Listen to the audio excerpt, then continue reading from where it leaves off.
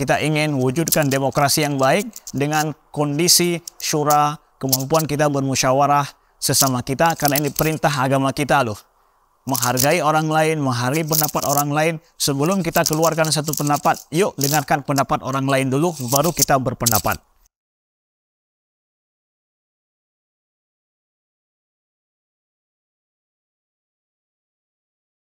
Bismillahirrahmanirrahim. Assalamualaikum warahmatullahi wabarakatuh.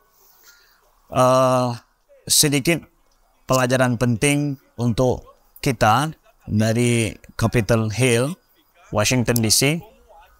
Kami tidak ingin untuk memuji atau memuja Amerika atau yang lain, tapi kalau pelajaran yang ingin kami sampaikan, pendidikan bersama bagi kita, terkhusus umat Islam. Yang pertama adalah banyak sekali kita pertanyakan tentang apakah demokrasi itu termasuk dalam ajaran Islam, apa bedanya antara syura dalam Islam dengan demokrasi, ya. Kami ingin sedikit menjelaskan permasalahan ini adalah yang pertama, karena kita mau bicara masalah negara demokrasi, ya Amerika sekarang menjadi pusat kiblat daripada demokrasi itu sendiri. Pertama adalah bahwa di dalam Islam kita ada konsep syura loh. Dalam masalah perpolitikan, dalam masalah mengurus negara, hidup bermasyarakat, itu ada konsep syura. Syura itu adalah musyawarah. Musyawarah itu adalah meminta pendapat. Meminta pendapat terhadap sebuah urusan. Jadi permasalahannya adalah meminta, memang bukan cuma orang memberikan pendapat. Jadi dalam kita mengkonsep mengurus masalah syura ini adalah kita meminta pendapat kepada orang gitu. Jadi musyawarah seperti itu dimaksud di dalam Islam. Kita lihat Rasulullah SAW, beliau Allah sifatkan, fabima rahmatin minallahi lintalahum walau kunta fadwan ghalidal qalbi lam faddu min haulik fa'fu anhum wastaghfir lahum wasyawirhum fil amr.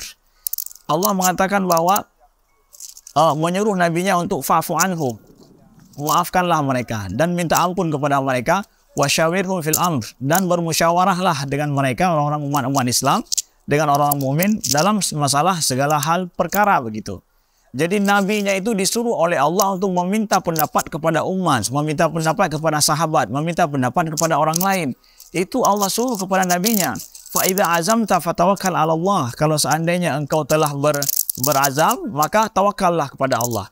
Nah, azam untuk melakukan sesuatu artinya bahwa sudah ingin berniat betul-betul melakukannya, itu setelah Nabi disuruh musyawarah. Jadi melakukan sesuatu secara pasti itu setelah musyawarah loh, mengambil pendapat banyak orang. Lalu kemudian juga disebutkan di dalam Al-Quran sendiri, Allah menyebutkan tentang kisah orang mukmin itu. Orang mukmin itu mereka itu alladzina istajabu li rabbihim wa aqamus shalah wa amruhum syura bainahum. Mereka adalah yang beriman kepada Allah, ikut perintah Allah, kemudian mendirikan salat, dan urusan mereka itu saling dimusyawarahkan, ya. Saudaraku, dimusyawarahkan itu apa artinya? Ngambil pendapat orang lain. Hendaklah kita respect terhadap pendapat orang dalam setiap masalah yang ingin kita buat, karena masalah ini adalah masalah dunia loh. Banyak masalah dunia yang kita harus musyawarahkan dengan orang lain, ngambil pendapat orang lain. Kalau ngurus masalah sholat 5 waktu, itu sudah tahu semua orang, nggak perlu kita minta pendapat sama orang. Kita lakukan sendiri. Tapi mengurus urusan masyarakat, menjadi kesyik, mengurus tentang masalah umat, mengurus tentang masalah hari-hari, masalah buat KTP, masalah tentang masalah mengurus tentang taman, mengurus tentang gunung, mengurus tentang sawah, mengurus tentang perumahan yang lain. Ini masalah dunia kita. Disuruh dalam Islam itu untuk ngambil pendapat orang lain. Dalam organisasi, dalam kemasyarakatan, ambil pendapat orang lain. Dengarkan pendapat itu. Nah, sehingga Rasulullah SAW sendiri berkata kepada Umar dan Abu Bakar, "Idza ijtama'tuma fi amrin ma khallaftukuma." Kalau kalian berdua telah sepakat, kata Nabi, aku tidak akan berbeda pendapat dengan kalian. Lihat tuh, Nabi kita begitu loh. Kalau seandainya sudah ada 2 orang, yaitu Abu Bakar dan Umar sepakat, maka Nabi tidak akan ma khallaftukuma, aku tidak akan berbeda pendapat dengan kalian. Bagaimana dengan kita hari ini merasa bahwa kalau kita sudah punya pendapat, kita ingin orang semua menghargai pendapat kita tanpa mampu menghargai orang lain. Itu bukan etika seorang muslim loh, ya. Nabi nggak mengajarkan seperti itu. Rasulullah aja nggak begitu. Kita tahu perang Khandaq kan? Perang Khandaq itu adalah Khandak itu sendiri karena Nabi minta pendapat sama para sahabat gitu. Ya Salman Al-Farisi yang memberikan ide untuk Khandak gitu. Padahal beliau Nabi sendiri pintar, paham, ada wahyu daripada Allah. Tapi lihat, Nabi minta pendapat dalam perang Khandak. Akhirnya apa yang terjadi? Khandak ide daripada Salman menang dalam perang Khandak. Begitu juga dalam perang Badar. Nabi menang dalam perang Badar yang kita tahu itu karena pendapat dari Ibnu Munzir. Nabi minta pendapat kepada para sahabat. Karena apa? Ini urus dunia loh. Ya. Banyak masalah dunia kita harus musyawarah. Kita harus menghargai pendapat orang lain, mengambil yang terbaik menurut ijtihad kita, kemampuan kita. Maka sebuah masyarakat yang maju, negara yang maju adalah negara yang mampu banyak orang itu menghargai pendapat yang terbaik, pendapat orang lain.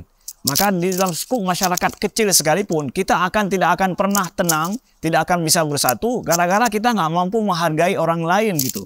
Kita mengatakan selalu orang lain nggak paham tentang kita gitu. Tapi pernah nggak tanya bahwa paham nggak Anda tentang orang lain? Itu nanu mufhum lain. Atau drone wanita ingin dimufhum legop tapi. Si menurut drone legop gimana ya? Secara positif gitu loh. Secara positif kita untuk menilai pendapat orang lain di mana bagusnya. Itu kemampuan musyawarah. Ini perlu pendidikan umat yang penting sekali. Itu perintah Allah. Wa amruhum syura bainahum. Orang mukmin itu adalah orang yang selalu bermusyawarah dalam masalah urusan mereka. Begitu Abu Bakar juga ketika memerintah, beliau ada permasalahan, beliau akan minta cari ke dalam Al-Quran, dalam Sunnah. Kalau tidak ada, maka Abu Bakar akan menanyakan kepada para sahabat, tahu nggak kalian masalah ini Nabi ada pendapat nggak? Nabi ada pernah membuat suatu hal nggak? Sehingga Nabi Abu Bakar juga begitu. Begitu juga dengan Sayyidina Umar radhiyallahu anhu. Ya, beliau juga disebutkan oleh para sahabat, Nabi kita itu ma'aktsarun nas aksar musyawaratan min Nabi sallallahu alaihi wasallam atau kama qala dari Imam Tirmizi, tidak ada orang yang paling banyak musyawarahnya ketimbang daripada Nabi sallallahu alaihi wasallam. Apalagi ngurus masalah negara. Nah, disinilah kita ingin katakan, jadi konsep masalah bagaimana mengurus negara perpolitikan Islam itu adalah dengan cara musyawarah, mengambil pendapat daripada rakyatnya. Lalu apakah demokrasi seperti itu? Kalau bicara masalah demokrasi, rakyat itu memiliki kekuatan yang super, kekuatan yang kuat dalam menentukan kebijakan dalam hidup bernegara. Di dalam istilah syura, ya, itu adalah bentuk daripada politik Islam, ya. Itu musyawarah itu juga adalah bagian daripada penting terwujudnya sistem keadilan secara politik, mengambil pendapat orang banyak. Cuma bedanya kalau ditanya, boleh kami sampaikan perbedaan antara syura dengan demokrasi. Kalau demokrasi itu referensi terakhir di dalam sebuah keputusan itu adalah ada di tangan rakyat. Tidak ada referensi lebih daripada itu. Tetapi di dalam Islam, referensinya ada di tangan rakyat, pendapat rakyat. Tapi plus lebih daripada itu, referensinya ada di dalam wahyu-wahyu Allah Subhanahu Wa Taala, dalam Al-Quran, dalam Sunnah Nabi Sallallahu Alaihi Wasallam. Jadi ada referensi tertinggi di atas referensi semua manusia, yaitu kepada kitab sucinya, kepada Al-Quran dan Sunnah. Itu bedanya. Ya, kalau di dalam demokrasi ini, ya kalau orang mau masalah bicara LGBT sepakat semua, ya udah LGBT juga dilegalkan. Kenapa? Rakyat mau begitu. Nah, jadi referensi tertinggi ya permintaan rakyat yang paling banyak apa. Tapi kalau dalam demokrasi Islam bukan begitu. Dalam syura Islam dia memang mengambil pendapat rakyat yang banyak selama nggak bertentangan dengan Al-Quran, tidak masalah. Misalkan mau buat kita rencana nih mau buat ibu kota baru nih, itu ada Quran Sunnah nggak? Masalah itu masalah kembali kepada nggak bertentangan dengan Quran Sunnah, tapi kembali kepada rakyat maunya apa gitu. Maka keputusan banyak rakyat itulah keputusan yang baik. Tapi di sana ada keputusan yang lebih tinggi lagi. Misalkan LGBT kita legalkan di Indonesia, gimana? Ini bertentangan dengan masalah ada hubungan tentang Al-Quran dan Sunnah. Misalkan kebanyakan umat Islam di Indonesia, maka itu mengacu kepada Al-Quran dan Sunnah tersebut. Disitulah bedanya sistem demokrasi dengan sistem Islam. Jadi demokrasi itu adalah merupakan setengah jalan daripada sistem musyawarah di dalam Islam. Itu yang harus kita pahami. Maka negara kita menghargai demokrasi, ya kita hargai demokrasi sebagai wujud daripada kemampuan negara-negara ini dalam mewujudkan menghargai rakyatnya sendiri, menghargai pendapat rakyatnya. Maka lebih disempurnakan lagi adalah pada saat demokrasi ini ada di dalamnya adalah referensi tertinggi di atas manusia, yaitu firman-firman Allah Subhanahu wa Ta'ala. Maka disinilah letak perbedaannya. Jadi manusia di dalam Islam itu selalu terhubung dengan Tuhannya, selalu terhubung dengan penciptanya. Sedangkan dalam demokrasi mungkin tidak ada hubungan dalam masalah tata negara ini dengan Tuhan. Ini kembali kepada pendapat daripada Aristo dulu, yaitu filosof Yunani dulu, yang menganggap bahwa Tuhan setelah menciptakan dunia ini dibiarkan berjalan dengan sendirinya, tidak ada campur tangan Tuhan lagi. Jadi bergerak dengan sendirinya. Dalam Islam tidak. Kulla yaumin huwa fi sya'an. Pada setiap saat, setiap waktu, Allah itu Tuhan mengurus selalu tentang makhluknya. Jadi selalu makhluk di dalam Islam itu berhubungan dengan Tuhannya, dan Tuhan selalu mengurus tentang makhluknya. Itu beda filosofinya di dalam Islam. Ini mungkin sedikit pencerahan bagi kita, saudaraku yang dimuliakan Allah. Sedini mungkin kita ingin wujudkan demokrasi yang baik dengan kondisi syura, kemampuan kita bermusyawarah sesama kita, karena ini perintah agama kita loh. Menghargai orang lain, menghargai pendapat orang lain. Sebelum kita keluarkan satu pendapat, yuk dengarkan pendapat orang lain dulu, baru kita berpendapat. Mindset kita perlu kita ubah supaya kita lebih demokrasi. Nggak mesti harus terwujud dalam sebuah negara, tapi coba dulu wujudkan di dalam kampung kita, dalam komunitas kita, organisasi kita, sesama kita.